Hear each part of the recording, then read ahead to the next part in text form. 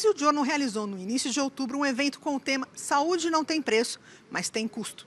Você confere agora o debate: dá para ser mais eficiente e atender bem? Recebemos neste bloco Giane Tsuitsui, do Fleury, Patriciana Rodrigues, da Pague Menos, e Leandro Tavares, da Rede D'Or. Confira agora. Bom, eu queria começar justamente com alguns dos insights do Stephen Larson, que o foco é o paciente. Mas, considerando a realidade do Brasil, é possível a gente atingir esse objetivo? Queria começar colocando para Giane essa questão. Sei que você leu o livro, né? Você é fã do Larson. Conta para a gente um pouquinho como é que você vê essa visão do foco no paciente, mas fazer isso no país das dimensões do Brasil. Perfeito. Bom dia a todas e todos. Obrigada, Brasil Journal, e parabéns pela iniciativa de discutirmos saúde, que é um tema tão importante para todos, mas também que vive, como a gente viu no primeiro painel, uma crise e a gente precisa buscar soluções. Sim, acreditamos que é possível ter o foco no paciente, é possível a gente ter essa combinação de ganho de produtividade e qualidade que é tão fundamental para a gente olhar para aquilo que importa realmente, a gente promover mais saúde. E, para isso, talvez, eu queria aqui fazer algumas reflexões que já foram colocadas, mas enfatizar alguns pontos fundamentais. Primeiro, a mudança da visão para mais prevenção e promoção de saúde. Isso é fundamental. Os pacientes, e a gente viu os dados do IBGE de envelhecimento populacional, as pessoas estão vivendo mais e precisam ter mais qualidade de vida. E, para isso, e para essa equação fechar e contribuir para a sustentabilidade do setor, nós precisamos promover esta visão de mais prevenção para as pessoas. E nós que atuamos no Fleury como medicina diagnóstica, a gente todos os dias fala sobre foco no paciente, promoção de prevenção e promoção de saúde, que é fundamental para que a gente permita que esses custos se equilibrem. O acompanhamento dos crônicos, e com esse envelhecimento a gente vai ter mais pacientes crônicos, com linhas de cuidados, ela permite que você equilibre esse custo e evite os altos custos que são os eventos. Então, isso é muito importante. O segundo aspecto é que a gente precisa, para isso, engajar o paciente nesse cuidado. E o foco nesse engajamento ele precisa ser por meio de serviços que tragam melhor experiência de uma maneira geral, uma conscientização e educação de uma maneira geral, e também a promoção daquilo que a gente chama, e que foi falado aqui, dos melhores desfechos. Como medicina diagnóstica, a gente não faz os exames só por fazer. A gente completa o ciclo de processo diagnóstico, ou seja, este resultado precisa chegar no médico para tomar uma conduta para aquele paciente, para que o desfecho seja melhor, para que o cuidado seja melhor. E aí a gente vai cada vez mais equilibrar a questão de volume com desfecho. Então, essa é uma visão geral que cada vez mais a gente precisa implementar no sistema de saúde de forma a ter sustentabilidade do setor. E só o último aspecto eu queria aqui trazer é como a tecnologia pode nos ajudar a isso. Eu acho que a gente pode, sim, temos a questão de custo com tecnologia, mas usar tecnologia para ganhar produtividade, para melhorar qualidade, para olhar para melhores desfechos e cada vez mais aumentar o acesso à saúde. Acho que são aspectos de olhar para a saúde das pessoas e engajar todo mundo, né? Foi falado também sobre a questão de sobrecarga dos profissionais de saúde, mas nesse propósito de cuidar e promover mais saúde para os pacientes de uma forma geral. Patriciana, na sua visão, pela Pague Menos, o que você acha? Muito bom dia a todos. É um super prazer estar dividindo aqui o painel com a Giane, o painel com o Leandro. Nós que atuamos dentro do varejo farma, a gente tem trazido para o ecossistema de saúde uma proposta super disruptiva e inovadora. A gente entende que hoje, no nosso país de dimensões continentais, onde existem realidades muito heterogêneas, se a gente for observar do norte ao sul, fora das capitais, porque capital é uma realidade, fora das capitais é outra realidade totalmente diferente, existe ainda muito que ser feito na área de saúde, gerando acesso. Nós estamos falando aí de saúde suplementar, que atende 30% da população. Nós temos aí um outro 70% da população que não tem acesso a isso, é dependente único do SUS. E por mais eficiente que o nosso sistema único de saúde seja, e com maior disposição que ele tem, nós estamos falando de um contingente de uma população muito numerosa. E nós temos as farmácias, que são agentes importantíssimos dentro dessa cadeia e que, até pouco tempo, estava sendo subutilizada.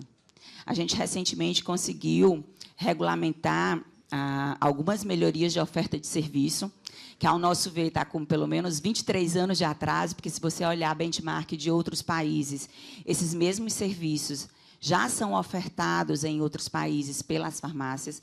Nós estamos falando de mais de 90 mil farmácias distribuídas em todo o Brasil. Não tem como a gente desperdiçar esse recurso. Se você for fazer uma análise, mais de 2 mil municípios não têm um único operador de sistema privado onde a população possa recorrer. Um número expressivo de municípios não tem um único posto de atendimento público, mas tem farmácia. A farmácia está lá, tem um profissional farmacêutico extremamente capacitado, e a nossa proposta, o nosso desafio é: vamos utilizar essa estrutura, esse recurso, porque, diante de tamanho desafio, que é oferecer saúde de qualidade para todos os brasileiros, nós não podemos nos dar o luxo de não utilizar os recursos disponíveis. E a farmácia, o profissional farmacêutico, é um super recurso.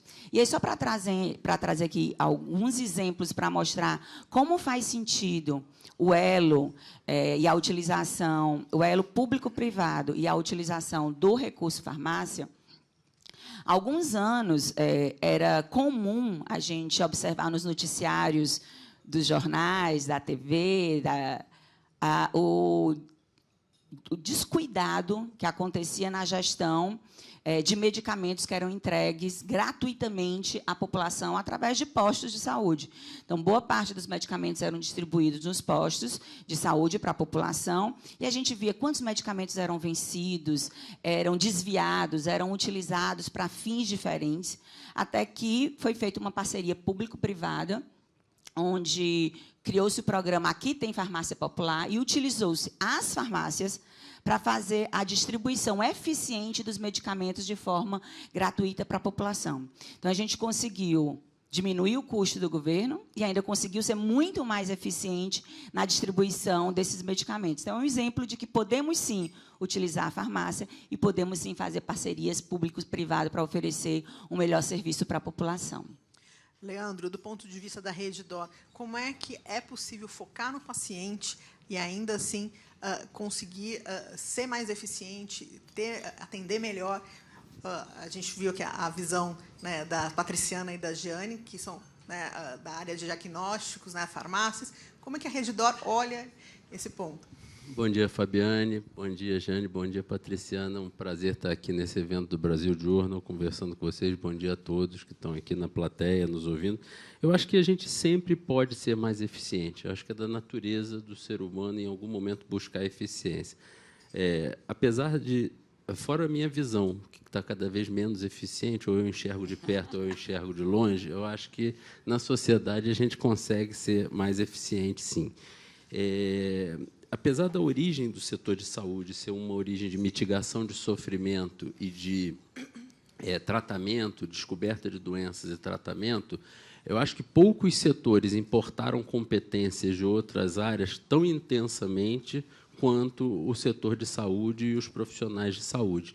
Não há um evento, um congresso, um evento médico hoje onde o cerne desse evento não seja discussão de eficiência, não seja discussão de como entregar mais com um custo mais equalizado. Então, isso mostra que a eficiência ela é um compromisso do profissional de saúde, ela é um compromisso do prestador de saúde de forma muito ativa. Eu acho só que a gente tem que ter cuidado com alguns pontos. Primeiro, eficiência é um compromisso, precisa receber atenção, mas a gente precisa comunicar para a população a verdade. E a verdade é que, com o aumento de carga de doenças que o Brasil experimenta nas últimas décadas e a projeção das próximas décadas, não há eficiência possível que faça o Brasil gastar menos em saúde. Isso é um primeiro fato, não sou eu que estou inventando. Não estou dizendo em relação à minha companhia, nem em relação ao setor privado especificamente. O que eu estou dizendo é o seguinte: o que se correlaciona diretamente, aí eu estou usando uma expressão matemática, o que se correlaciona diretamente com o gasto total populacional é a carga de doença de uma população. E como a carga de doença brasileira continua crescendo, nós basicamente das doenças crônicas. A gente tem herança do subdesenvolvimento com uma carga importante de doenças agudas e infecto-contagiosas e parasitárias ainda, que não se encontram em países desenvolvidos. E, paralelamente a isso, a gente tem uma realidade de doenças crônicas de alta prevalência na população. Então, assim, a eficiência ela tem uma dupla importância, porque, além da gente poder fazer melhor, a gente tem que saber que o país vai gastar mais. E com o arranjo de gastos que o país tem, onde o país gasta 9% do PIB em saúde, só que 5% do setor privado e 4% do setor público, a equação não fecha.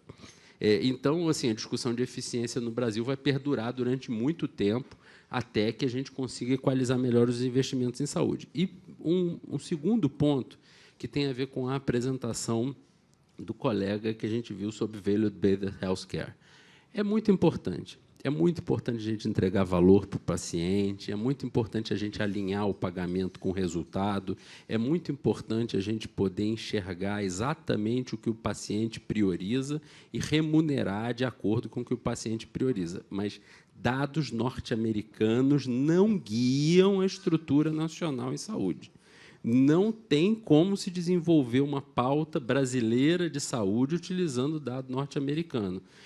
Os Estados Unidos gastam em saúde mais do que o PIB inteiro brasileiro. Vou repetir, mais do que o PIB inteiro do Brasil é consumido só pelo setor de saúde norte-americano, que tem uma estrutura fragmentada de prestação de serviço, que não tem um sistema unificado e universal de saúde e que, portanto, paga um preço elevado do ponto de vista de indicadores populacionais de saúde. Então, eles têm uma agenda que, na minha opinião, é muito mais arrojada ainda, porque eles têm efetivamente uma agenda de desperdício. Quando a gente olha os dados brasileiros em saúde, a gente vê que, por exemplo, é muito frequentemente encontrado nas pautas de discussão a palavra desperdício. Mas, quando você busca estudos populacionais em saúde, o que se identifica no país é um enorme gap em termos de diagnóstico e tratamento. Ou seja, a maior parte dos pacientes que têm doenças crônicas não tiveram as suas doenças corretamente diagnosticadas.